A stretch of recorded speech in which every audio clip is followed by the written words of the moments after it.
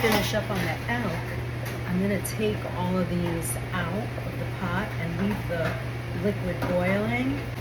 Whenever you're doing a braised meat, how you can tell it's ready is you stick your fork in there and you give it a twist.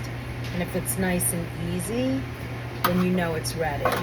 And what's nice about that, it's easy to cut afterwards, is create what we call a slurry. That's what thickens it into a sauce, and it's pretty quick.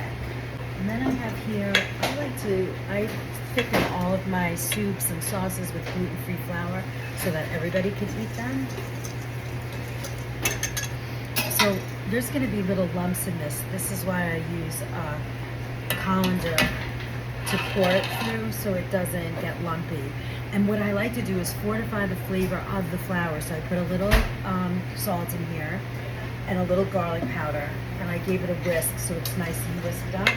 And then I use a cold stock right here. So I'm gonna pour that in and mix it. Yeah. Gonna mix it.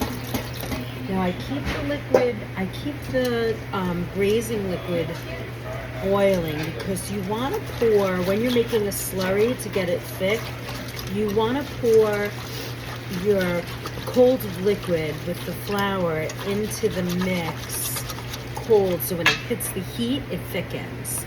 So we're going to do that now. And we're going to pour that right into here.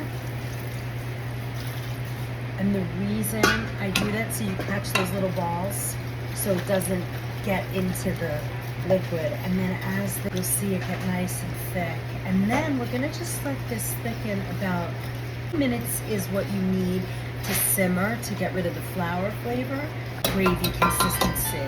And then I'm just gonna give it a little taste and adjust the flavor. Here's our finished products from look at how beautiful that meat just kind of pulls apart from the bone.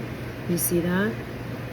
It's so beautiful and tender. Everybody's always afraid of game meat because they think it's going to be very gamey and tough, but it really isn't. And braising is such a good way to, and this is the au jus, braising is such a good way to keep the meat. There you go. Looks so nice, right?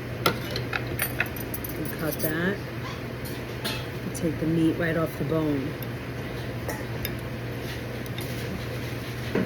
Beautiful. Bon appetit.